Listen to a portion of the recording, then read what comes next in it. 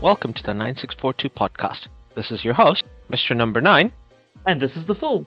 Your 96 best place to listen to... For 10 years. Yes, for our 10th season of our mostly up-to-date... And unqualified. And unrequested. ramblings of the various issues in the world of sport. Or something like that. Hello, everyone. We are back to our sort of bread and butter. We're going to look at football. Yeah. We know that there's an incredible relegation battle in the Premier League going on, and the title is still up for grabs. Totally, Manchester City's totally not going to win. Honest. No. And yeah. No, I already told the Arsenal fans at work. It's over, man. It's over. It's done. yep. But all that aside, we are gonna look in Europe, where all the English teams have been unceremoniously knocked out, other than Aston Villa holding the flag high for Oh, go Villa. I mean, boo Villa, but go Villa. And they're probably also gonna qualify for the Champions League. Yes. Now, Aston Villa, we'll get to them because they are in the Conference League semi-finals. We are going to review the semi-finals. Alright, should we go order of least important to most important, or? Let's just start with most important first. We'll start with Champions League and go from there. Champions League, alright. So our Champions League semi-finalists are Bayern Munich and Real on one end. Team that has won 5 Champions League in Bayern Munich, I want to say maybe 6. Yeah, 6. Yeah. And they and we have a team that has won 10 Many. Champions Leagues. 13 Champions Leagues in Real Madrid. I was about to say, I think the correct measure for Real Madrid's Champions Leagues is many lots. Many. Yeah. Even my sons like to comment on that, the fact that, oh my god, Real Madrid's won so many Champions League. Like, yeah, they may as well just name it the Real Madrid Trophy. Do you sometimes. know that there was a whole decade in our lifetime when Real Madrid didn't win the Champions League and kept getting knocked out by teams, by Lyon in the knockout stage? That's what makes it funnier. And like, that was their whole thing. They were looking for La Decima because they fired Vicente Del Bosque after he won the Champions League and League. Yeah. And then then the team went decades until Zinedine Zidane came back, and now they have 13 Champions League. Yeah. 3 further from Zidane, putting them to 12, and obviously Carlo Ancelotti got them the double. Yeah. In the Karim Benzema season.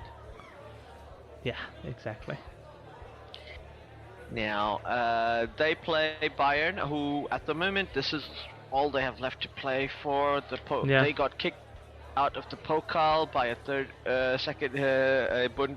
Bundesliga team, and they have lost the league to Bayer Leverkusen, who have that's all we can say. They're sensational this season, dropping only 8 points. They're gone from Neverkusen to Neverlusen.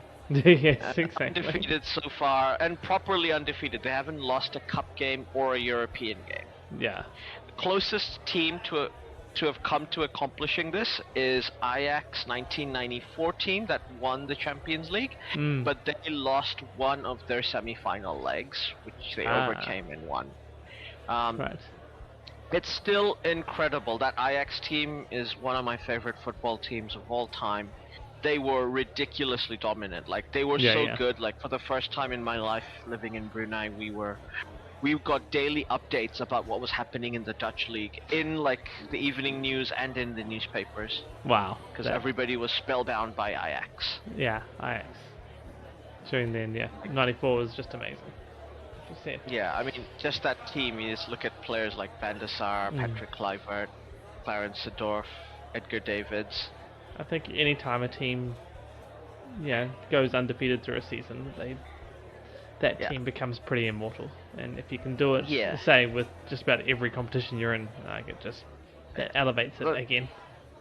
Yeah, but this team, as I said, lost one game. But still incredible because they did the triple. Like, I'm sorry, like a proper triple, like domestic cup, domestic league, like, you know, like the equivalent of what Manchester United and Manchester City accomplished. You know, domestic cup, domestic league, and domestic, and the European champions. And they've only lost one game.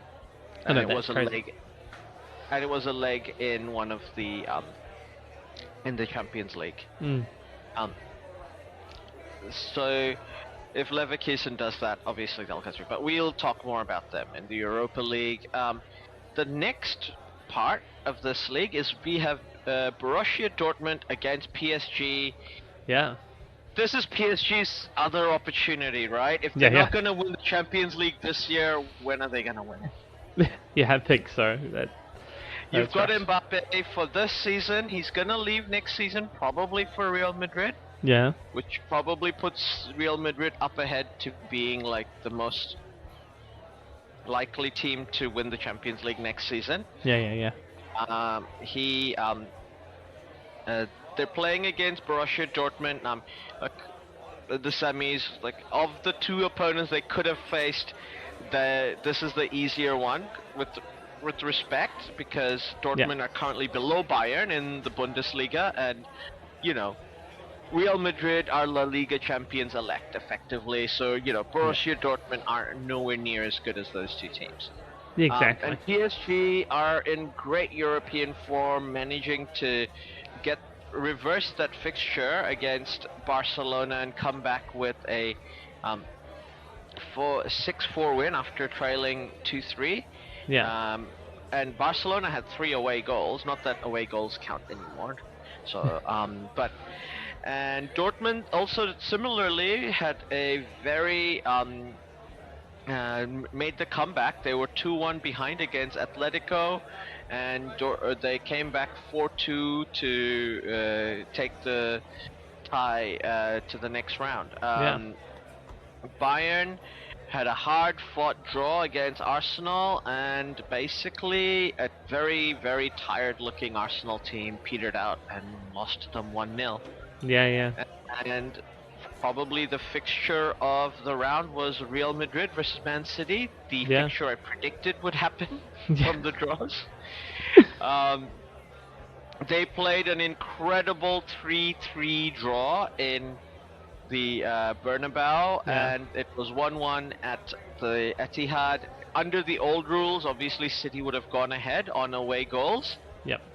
But this instead went to penalties, and Real Madrid going ahead against Manchester City. Otherwise, I think we would all be pretty much saying, yeah, Manchester City are going to do the treble again.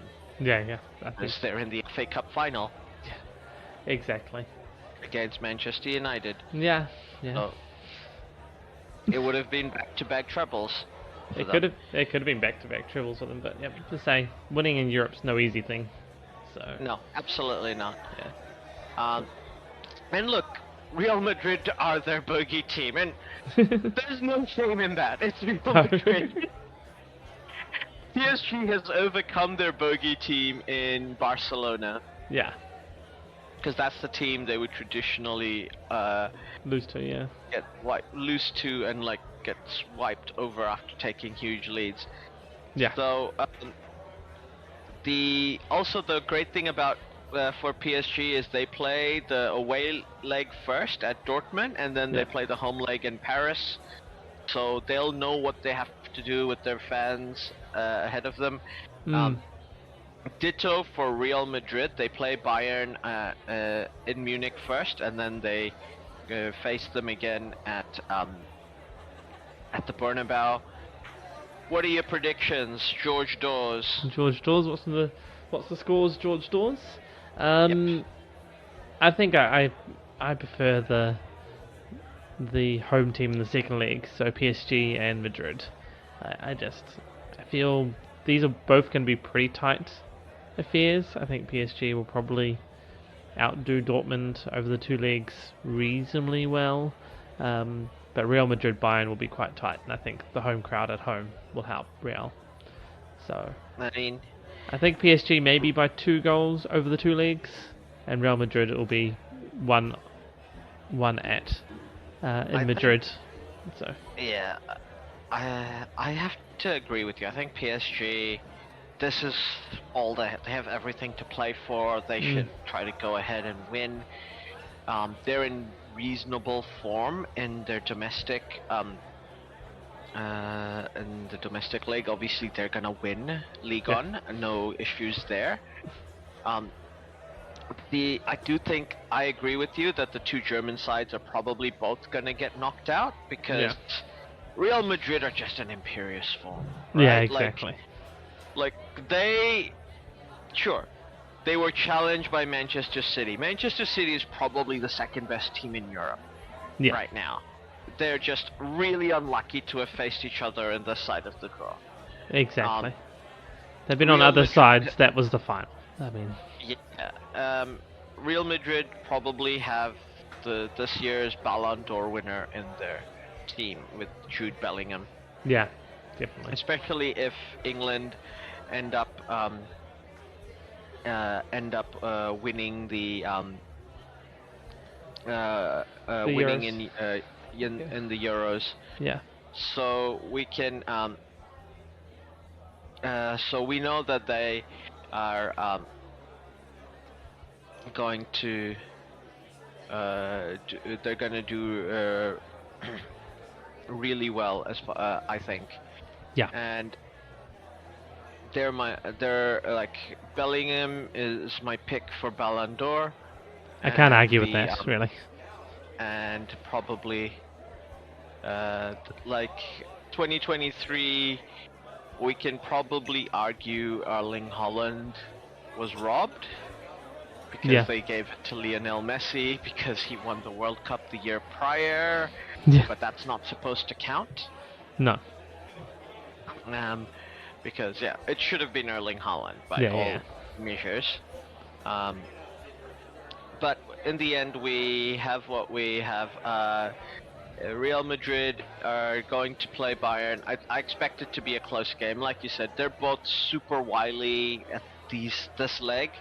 But Bayern are a club in turmoil. We don't know who their coach is going to be. We know Thomas Tuchel is leaving at the end of the season. He wants to coach in England. And no offense, bag's not for us.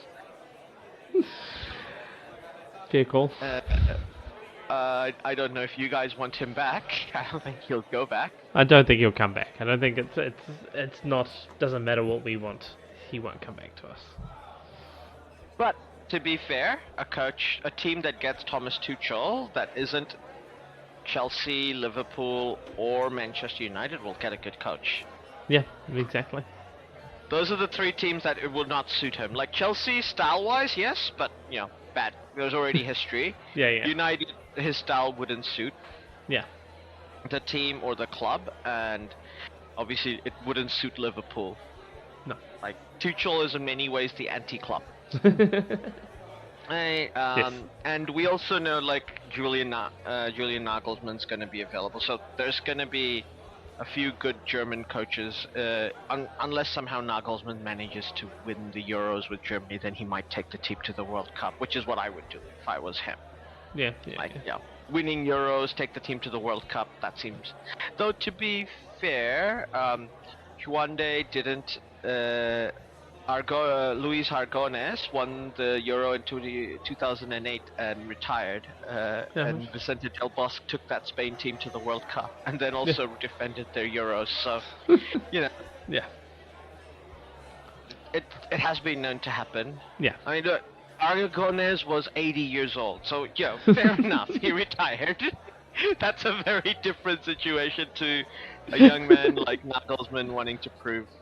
He'll want to prove. He's got lots left to prove. So this is the situation. Like I think you're right. Bayern. I think Real Madrid, PSG.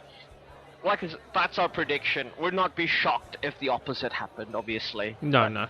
This is as far as these two German sides go. Yeah. I think so. I think you're right. So it's not a shock if either of the German sides win, but balance of on paper. I'm saying this is the end of it. You say PSG, Madrid final. and I mean that's an excellent final as well. You say PSG trying finally to win something. Madrid, say just being Madrid, especially in Europe, but just all over. So. And it's gonna be in Wembley, so there's gonna be a huge crowd. It'll be that'll be amazing. I feel like it'll be an amazing game. Yeah. Following on from the Champions League, we have the Europa League, where we have Marseille from Ligue 1, Atalanta up against Atalanta, and we've got Roma up against Leverkusen. Now, Marseille are not in the best of form in Ligue 1, so it's kind of good that this is what they have in the Europa League. Be quite interesting if they did win the Europa League and qualified for the Champions League, because obviously Leverkusen doesn't need to win this anymore to qualify. They're a champions elect. They're the only remaining champions elect in the Europa League, and I think rightfully the favorites to win this competition. As we were mentioning, they're going for the treble, Leverkusen, and trying to do a proper undefeated season. Yeah. Not losing a single game.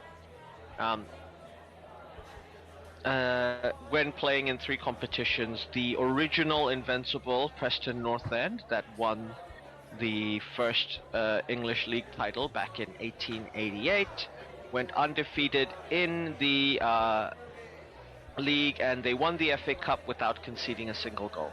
Wow. So yeah, they were undefeated too, but obviously back then we didn't have European competition, so they didn't play in Europe. And they would go on to defend their league title and concede their first goal in the FA Cup to a little-known northwestern club called Newton Heath, which would go on to be named Manchester United. Oh, there you go. A local rival. Yeah. To them. But as we saw, Liverpool played against Atalanta, and they basically petered out. First leg in Anfield, losing 3-0. And then Liverpool got a goal back, but Atalanta kind of controlled that game to prevent themselves from. Yeah. Well, when they're 3-0 up, they say if you can hold them out and just retain possession, Yeah. Not a lot there. Anything can be done then. I mean, to be fair, Liverpool had all the possession in that game as well. They had 70% against Atlanta at home. But But Atalanta are a great counter-attacking team. Yeah. Very, I think, very good at playing vibes-based football. They're a materialist relationship team. It would be very interesting, I think, if the coach of Atalanta were to Gasparini were to go to England, because I think he's one of the he's one of the other great Italian managers coming up. Like Syria, I don't know. Is it too late to say? Syria is back, baby.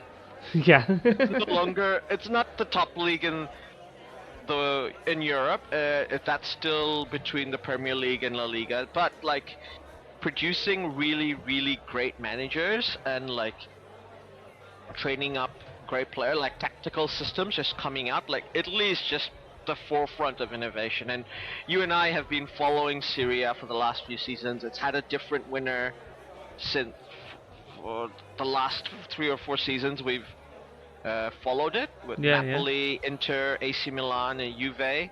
Inter Milan in that period have won 2 of the titles, but I think low-key could have had a dynasty, but just it was too competitive.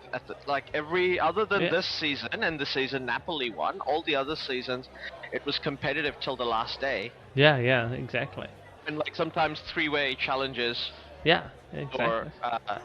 For winning. So Syria's producing because of that competitiveness in Syria that you also have in the Premier League. The tactical innovations are coming out of there, and it's a bit more slightly lower stakes because you're not going to have the expensive, super top of the line players that the Premier League have. So they're gonna go.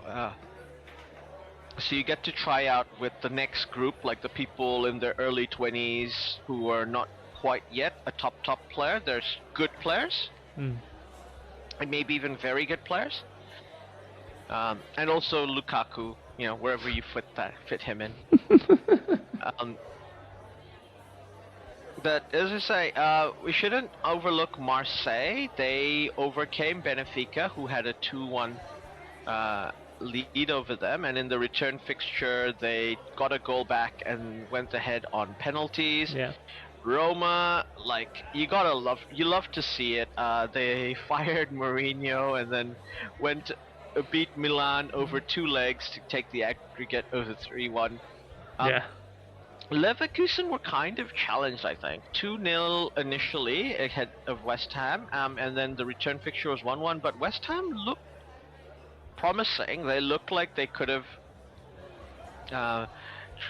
even things out. They did get an early goal from Antonio, but then at the last minute goal from Frimpong means that Leverkusen's undefeated, obviously.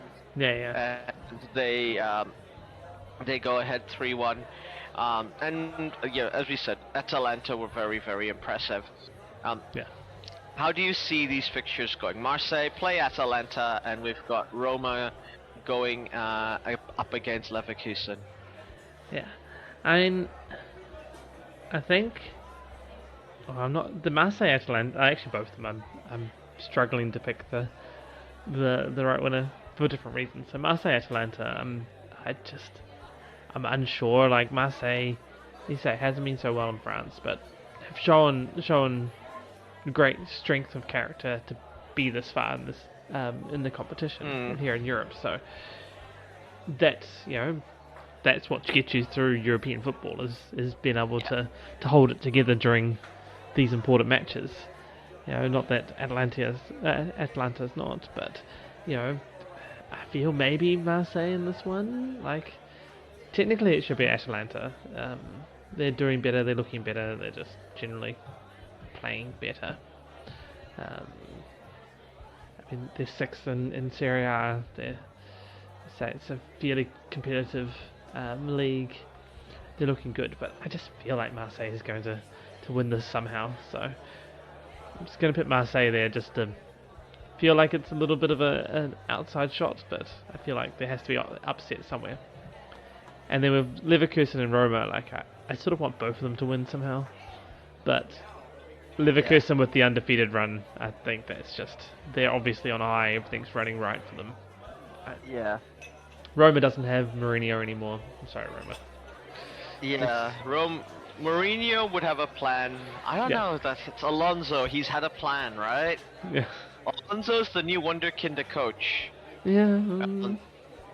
So I don't know. Like also, Mourinho, another guy who's available for a Premier League club. Should they be interested? Unless he's going to coach Portugal or in Saudi Arabia. That either of those options is probably fairly likely, I would have thought. I mean, I think it would be interesting to see Jose Mourinho be the coach of a Portuguese national team. I can see that work quite well. I think it would be a good capstone to his career, right? And it's a very decent team. Cristiano Ronaldo's in the end of it, but I think he wants to play at least till the next World Cup. So I think Ronaldo there. It's just, and I think Mourinho is one that wants to get 1,000 career goals. That's his goal. He's on 800 and something ridiculous at the moment. But, I mean, so he's basically like 885 senior goals. So he's only got only quote unquote 150 career goals to go. Like if it's like a 30-40 goal season, that's doable in the next 3 or 4 years. I mean, I think a 45-year-old Cristiano Ronaldo can still kill it in the Saudi Arabia League. I don't care what people say. No. And probably in most lesser leagues in Europe outside the top 4. Yeah, exactly. So. Now, looking, my prediction here, I agree with you with Roma. I think while they've done well to come here in a very, like, a season of ups and downs for them, I think Leverkusen are they're on fire, they're on form. They're the team of the moment, and I think Alonso is going to take them to the finals of the Europa League. And this is my vibes-based pick. I think Atalanta are going ahead. I love Gasparini's style of play. He's got his ridiculous 3-4-3 formation, which just flips around and puts more and more attackers up front as he feels like. Yeah. And he's always and he's one of the few coaches that loves to have a deep-lying playmaker and still plays with a number 10. This is what I want to see, man. I want a coach that still believes in the romance of the sport. So yeah.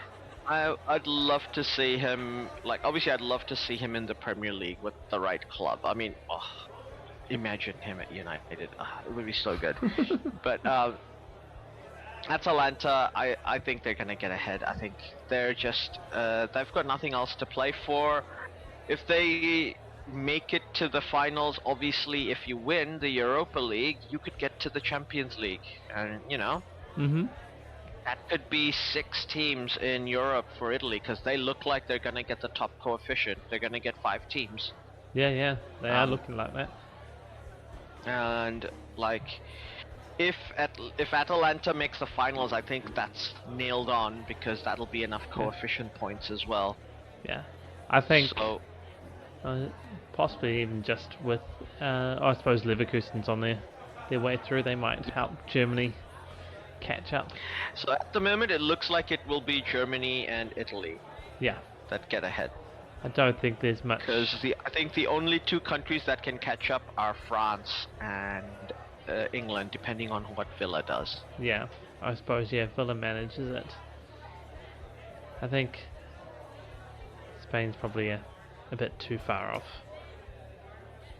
Yeah, no, Spain's mathematically out of it. They are out of it, so it's only England if Villa can make it something useful. Yeah. And Italy still have Fiorentina up their sleeve in the Conference League. Yeah. So, there is much to play for. I think for Germany not to get the 2nd spot, they have to lose both Champions League ties to both Roma and both BVB and Bayern Munich have to lose, and also Leverkusen has to lose to Roma. Yeah. At which point, if Aston Villa can make it to the finals, I think that gives you the coefficient points for England to get that 2nd spot. In which point, Spurs would be in the Champions League, the way it is now. Yeah. Because I don't think Manchester United aren't catching Spurs, or Newcastle United for that matter. Those are the 6th and 7th place teams. No. So they're not catching them. I'm sorry. And I think Italy is more or less nailed down. Yeah, you would have to for Italy to be out. No, I don't think Italy would have to go ahead, and Marseille would have to beat Atalanta. Yeah. And I believe Club Brugge would have to beat Fiorentina. Yes. At which point Aston Villa winning could catch it up, or Marseille winning could catch France up. If if the 2 German clubs get kicked out of the Champions Leagues simultaneously, which we're predicting. Yeah. So that's one potential. Okay, that's one potential way that could happen. That'd be pretty close, likely. Though. Yeah, very unlikely. It looks pretty. That would, just eyeballing it would make it look pretty close to. That might not even make it for France, or it should probably make it for England, but France, even Marseille winning might not. But that's nearly 2 whole average points, or 2 whole points on average, which is a reasonable amount to catch up. Yeah. So we'll have to see. But that's it. I think Leverkusen's winning the Europa League outright yeah, anyway. Yeah, like to go back to our original point, we're both predicting Leverkusen to at least make the finals. At least make like the finals. It'll obviously on the finals, injuries, all these other things play a factor, but I think if he was to play Alonso play against Atalanta, that would be a heck of a game. That's the two managers. They'd have pretty well rested players because this would be the most important, like for Atalanta, most important game of the season. Yeah. Leverkusen have already won the league. Unless they're trying really hard to go undefeated, they're gonna give players in their squad games. Yeah, exactly. And they've got the Pokals, so I mean, I don't know if Leverkusen want to be the never loosen team, but yeah. I mean, why not? It would be one way to forever destroy the old, right? Yeah, exactly. And I think any team, when they're at this sort of point, and it's like, hey, we've had 90% of a season and we haven't lost yet. Like, you want it to go all the way, right? The problem is just not letting that get ahead of yourself, so that becomes the thing. You're like, oh, we can't lose, because we'll lose the record, and then everybody stresses about that. And then you lose. Yeah. Then you lose the semi-final against Roma or something like that. So, I'm sure they're professional enough to just say take it a game at a time, but we'll see. Yeah. I mean, I assume Alonso is working all that out with his players.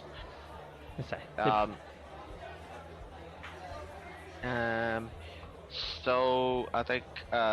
So you're the only difference here. Our first disagreement, you think Marseille, I think Atalanta. Yeah, and we're both going on vibes. Yep. Next up, we have the Europa Conference League. Yeah. Just a funny thing I noticed: the Europa League final is on the 23rd of May, which is a Thursday. And for some reason, the Conference League final is on the 30th of May, which is also on a Thursday, but they're like, I would have thought the Europa League final would be the week after rather than the other way around. Yeah, the Conference League final is played on the same week as the Champions League final. Yeah. Which is going to be on the 2nd of June, which is a Sunday. Yeah.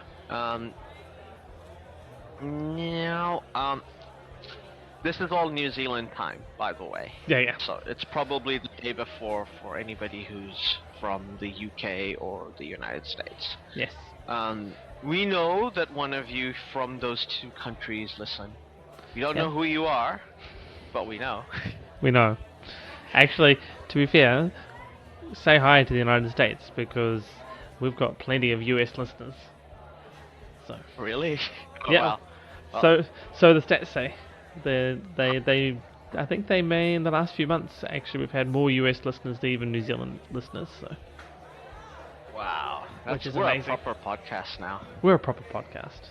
It's amazing. We're global. We have a market we can pander to. Yeah, pretty much. Now, so we're going into the Conference League. We have England's last remaining hope for coefficient points in Aston Villa, going up against Olympiacos, and the other leg has Fiorentina, Team Purple, up against Club Brugge, the Belgian Giants. Now, Club Brugge played against PAOK and managed to beat them 3-0, including an impressive 2-0 victory over PAOK in their stadium. Mm-hmm. And Fiorentina played against Victoria Plzeň from Poland, I want to say. And they managed to beat them in the home leg, going through to the semi-finals. Olympiacos, on the other hand, went across the Dardanelles to play Fenerbahce in Istanbul and managed to win a close tie 3-2. And in the reverse fixture, Fenerbahce did come back to win. They won 3-2 at home. Beg your pardon. Olympiacos. In Athens, and in the return tie in Istanbul, they lost 1-0 but they went ahead on penalties after, even though they got a red card. Aston Villa played against Losk, winning 4-3 on penalties after going 2-1 at home and losing 2-1 away. Also kind of scraping through. So Villa, I think it's an interesting position because I think they are almost certainly going to get the Champions League spot. They're probably almost certainly gonna get the 4th place spot. So this is now their most important game of the year. They so I expect them to fully put everything into this game. Olympiacos is currently 4th in the Greek league, a point behind their great rivals Panathinaikos. Now apparently the Greek league does this thing where they split up. Because it's a 12-team league, they split up after halfway through the season to go. There's like a relegation group and there's like a championship group. Right. It is still pretty much all to play for. There's 34 games. IK Athens are currently leading the table with 75 points for 34 games. PAOK are 4 points behind them with a game in hand. Panathinaikos are also 71 points, but they don't have a game in hand, and obviously Olympiacos have a game in hand over Panathinaikos, and they're 1 point behind at 70. So I would expect Olympiacos, they have matches to come to play, including against IK and PAOK and Panathinaikos. So there's a chance for them to win the league still. Very good chance. Big chance. And so there's plenty to play for them. And then obviously they've got the Aston Villa fixtures to play before, literally 3 days before they play against PAOK. So some big games. It'll be interesting to see how, basically the second Aston Villa fixture, they play Aston Villa back to back, and then they play their Greek league fixture. So maybe also that kind of still is good for them in a way. But they're not gonna. They've got a lot to play. They've got a lot to play for still. Where Aston Villa's league season is more or less, we've done as good as we can. We're not going to get 3rd, and at this point, we're probably not going to buy down to 5th. Spurs does have 2 games in hand against them, which if they win both. Yes, against Manchester City. Manchester City and Chelsea. I know who their games are against. Yes. Theoretically. Okay, if Spurs manage to catch up, power to them. Exactly. I think I would say you're right. Aston Villa should be comfortably in 4th, really. Yeah. Which is I think gives them great focus here on the Champions League, Conference League. Say, this is their silverware. So this is their championship. They can really focus in here and bring home a trophy to stick in the cabinet. So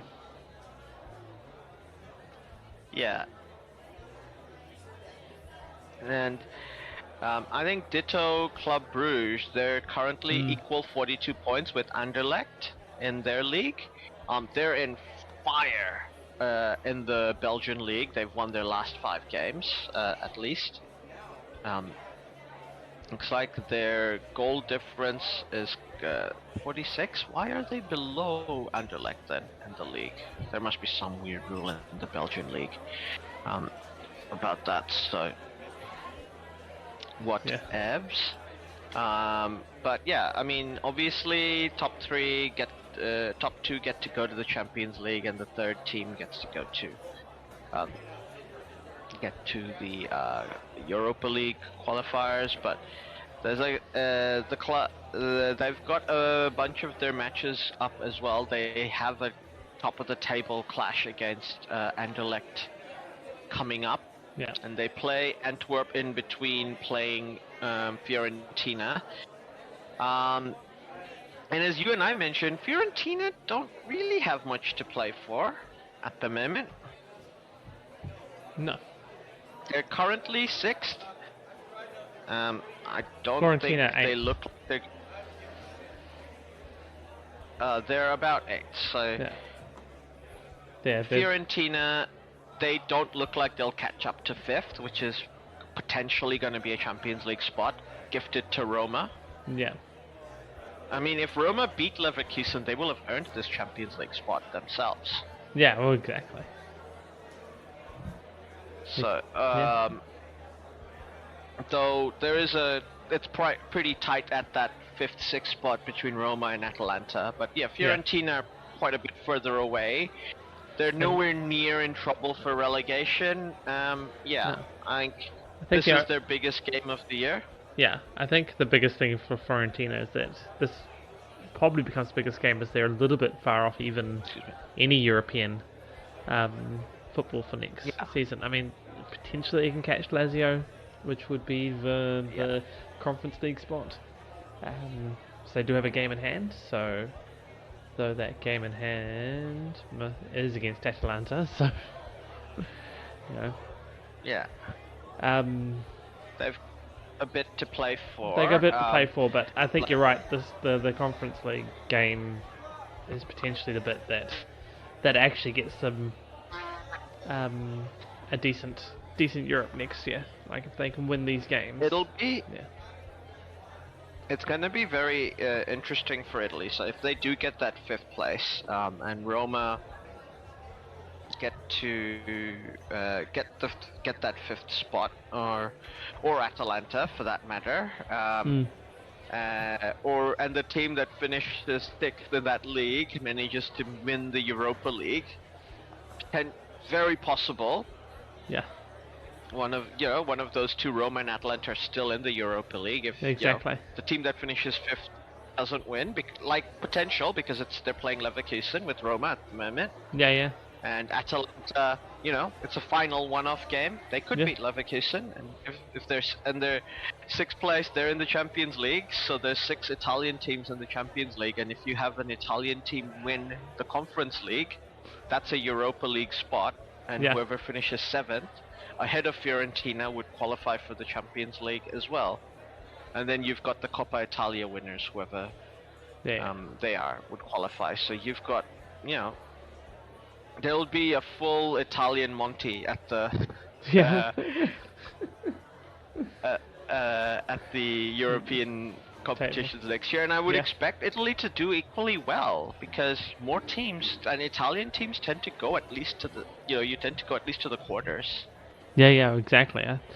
Italian teams generally make they do well. At least in Europa, in the Europa Conference League and the UEFA League, Europa League. I mean, even in the Champions League, the top few normally make it that far as well. In the UEFA Champions League, they have to rely on the draw. Like Inter got on the good side of the draw last season when they faced Manchester City. But the usually at least quarterfinals. There'll be 2, not 3. Italian teams. Exactly. And we think Inter are a good side. We think AC Milan are a good side. Yeah, definitely. So Juventus are not bad. They normally can turn up for European games. So so they're all very, very capable. Yeah. there. And then obviously if you have Roma and Atalanta as well, that's just gonna make things really, really interesting. So say it looks and like you've got Napoli, who are also very capable. So 6 good teams in the Champions League, not just Napoli's down in 9th, so they're not Champions League next year. But you have Bologna. Sorry, they're Bologna. Beg your pardon. Yeah, they're having a great season. They're having a great season, and them being in the Champions League next year, it's just going to be a ball. They'll just be like, "Here, look at us! Whoa, yeah!" Yeah. So there's a lot to look forward to for Serie A. Like, this is a huge boom. But I do think Fiorentina are going to beat Club Brugge. I think Club Brugge have still got too much to play for. Like I said, very well inside the champion race in Belgium. Yeah, definitely. And the big rivals, Anderlecht, they want to beat them. Obviously. And winning the league means you get to the Champions League next year. If you win the Conference League, that means you get to the Europa League next year. There's no question which one you're going to prioritize. Yeah, well, exactly. And they have a harder fixture list because they're playing their games in between the Euro fixtures, unlike Olympiacos, who get to play Villa back-to-back. Yeah. And then go to their league fixtures. But like I said, I think Aston Villa, this is the game they want to win. They want to win a European trophy.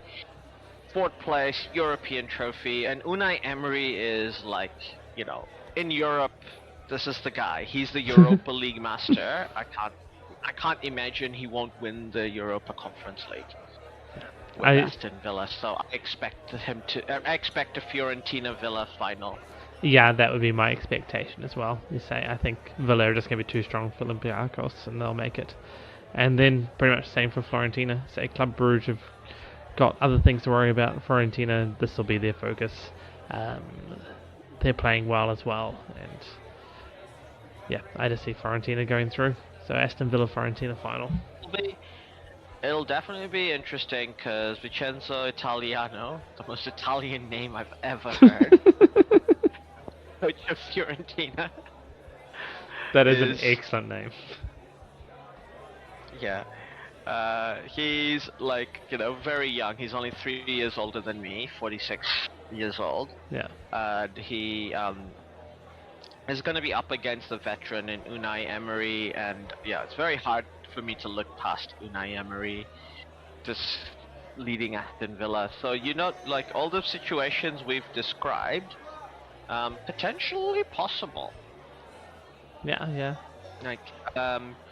There is so Germany can't lay on their laurels. There's definitely potential for them to lose that spot to England if, as we suspect, they're not going to go ahead on the Champions League. But I think they're relying on Leverkusen here, and I think that's a good bet. Yeah, I think you're right. It's Leverkusen's going to take it for them. It doesn't matter too much. I don't think you can say it's a good bet just to be like Leverkusen's taking that Europa trophy home. So that should be enough to lock in Germany. And I think. Oh, it would be. It would be interesting to see Roma play Atalanta in a Europa League final, while also going for 5th and 6th place in the Italian league, because at that point they'll know 5th place gets you a Champions League. But also whoever wins the Europa League gets you a Champions League. Oh, even better. No, that I almost definitely want that now. When is that final? Oh, it's 23rd, I suppose. Because in Serie A, they've still to play each other. They play each other on the 13th of May. Atlanta and Roma. That was they could just delay that a week, and then they'd play each other twice, and it would pretty much be the 2 games that decide, Champions League football for either one of them next season, or potentially both. Yeah. But yeah. I mean, it's Serie A's got so much stuff going on. For us at least, it's been the most fun league to be following in the last few years. Because the winner's been unpredictable. positions have been unpredictable. The only thing predictable has been the relegation battles, because that like a team just stinks up eventually, unfortunately, in the bottom end. But top side is it's got everything going for it. It's a beautiful crema on top of a nice Italian espresso. Yeah, exactly. I think probably the only real problem with Serie A is it doesn't quite have the depth. So as you say, you get down to the relegation battle, and it's sort of not quite as engaging. But basically everything top half is even more sort of top 12 is just delicious. So it'll be also like I wonder what will happen if if Atalanta do manage to make it to the Champions League next season through a Europa spot. Is Gasperini going to get a going to be looked at in the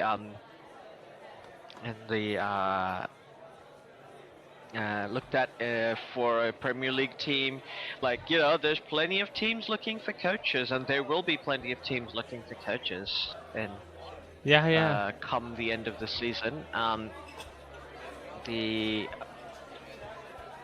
In the current table, we know that and also let's not beat around the bush. Barcelona and Bayern Munich are looking for coaches. Exactly. So there's two big jobs on the line. I think if we know Liverpool are looking for a coach, so that's 3, and Manchester United might be looking for a coach. And Chelsea might be looking for a coach. Probably less likely, but still might be, because things aren't particularly great. But I feel like Poch is going to be given another season in this. Like, he seems to be given a lot more of a room than any other previous in this current regime, so the 2 previous ones. So I feel like he'll probably be given at least another half season to show that it's going to work, but who knows though. But there's some good Premier League jobs available right now. There's like 2 of the biggest English clubs, Liverpool, Manchester United, potentially looking for a coach. I think we could say Spurs are not. Aston Villa are not. No. Newcastle probably not. No. West Ham maybe. They're not they haven't re-signed the contract for David Moyes. All right, So maybe Chelsea. Maybe. Unlikely, but possible. Bournemouth probably not. Wolves. Always a possibility. Always. It's Wolves. It's Wolves. They're eternally looking for a coach. Brighton and Hove Albion, probably not. Unless their manager gets a job at one of the big clubs like Bayern Munich, etc., or Barcelona for that matter. Then you've got Fulham, probably not. No. Crystal Palace, probably not. Everton, definitely not. Brentford, probably not. No. Nottingham Forest, maybe? Luton Town, probably not. And Burnley, probably not. No. And Sheffield United, probably not. I mean, they'll give Chris Wilder a go in the championship. Those last 3 are championship anyway. So we've counted about 7-ish. I mean, jobs available. And you got to consider if anybody, the ones coming up, would want to from out of the championship. I know dumping people as you come up is not necessarily the best thing, but whether one of them wants to grab a quote-unquote winning coach, with Prediger and everything, whether they need that. But I guess Leicester's pretty much. I think they may have actually won the championship, if not are pretty close to it. Was it? 3 games, so not quite guaranteed. 1 more win. Leeds, don't know, probably not, but Leeds, probably not. Leicester, probably not. But maybe. They're ruthless, Leicester's owners. They are ruthless, so yeah. And then, what was it? Looks like Ipswich. Well, I mean, Ipswich is still. Oh no, they. Oh, were they? Oh no, Ipswich is still in the shop for actual top. They're changing managers. Yeah, Southampton, maybe. Norwich, West Brom, maybe Hull. Those are the ones that be playoff. Alright, Southampton are always a possibility. Like we can. Yeah, they're an eternal candidate for coaching hires. Norwich probably less so.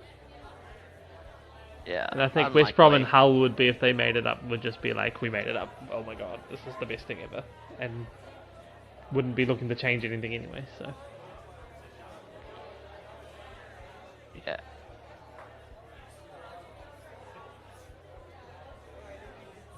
But yeah, that's the situation. Like, I don't think. Also, we should mention after the. There's always a rumor that Carlo Ancelotti might take the Brazil job. Yeah, well. Which would be insane. It would be insane. Like, I would love to see that.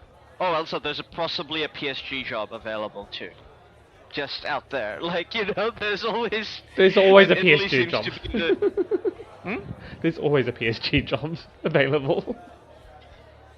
Yeah, so there's some great managers like your Tuchels. Yeah. Obviously, we know Tuchel wants to go back to the Premier League. And Nagelsmann. And I think if they do go, if I were to predict, if Manchester United do not, I think Manchester United are gonna keep Ten Hag because it's just too much dead cap money on their salary, you know, on their spending limit and everything. Yeah. So they may as well pay them, and then after they're out of contract, hire a new group if they're gonna do that. Yeah. That's it. They've got one season, and also if Ten Hag wins the FA Cup, it makes it less, you know, easy to fire him.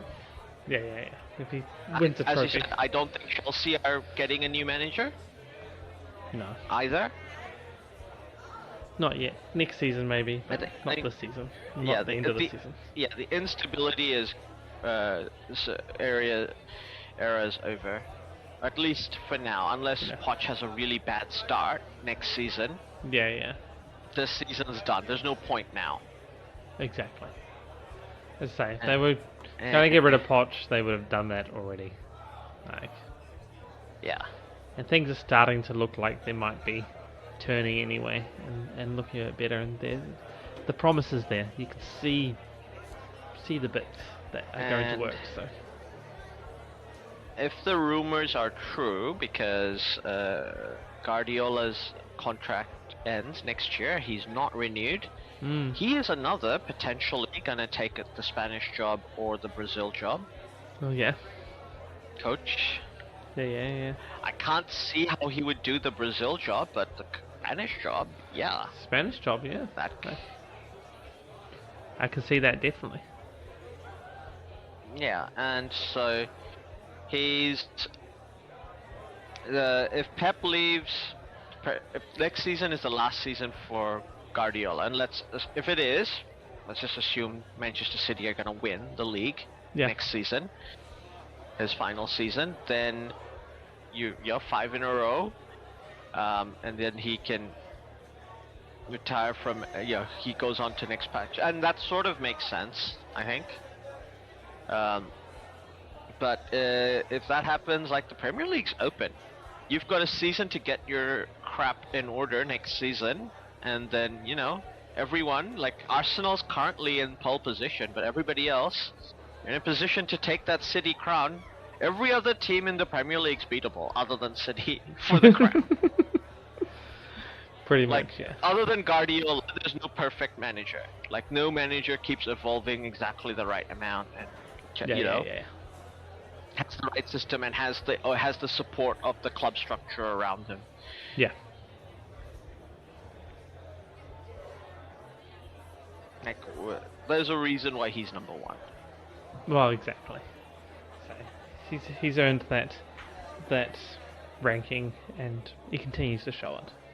As you say, he evolves. Yeah. He knows what he needs. He's got a good team. He knows how to get the best out of it. He knows how to renew it at the right times and everything as well. So yeah, I mean that City machine is just keeps on going. Yeah. But they won't get the Champions League this season, and hopefully Arsenal can beat them. Fingers crossed. Fingers crossed. And they don't get the 4-peat. But yeah, I think that's all we have time for today.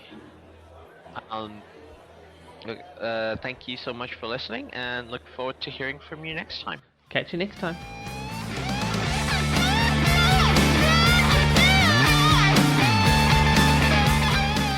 Well, that is the end. Thanks for listening all the way through. If you liked what you heard, see even more. NineSixFourTwo Discord and a Buy Me a Coffee. Pretty sure it's Buy Me a Beer. Oh yeah, buy me a beer on buymeacoffee.com. In both these places, you can talk to us, and we may even listen, especially if you do buy a said beer or coffee. I might still be confused. Yes, we're easily bribed. All links are in the show notes below. Don't forget to like and subscribe. This is on YouTube.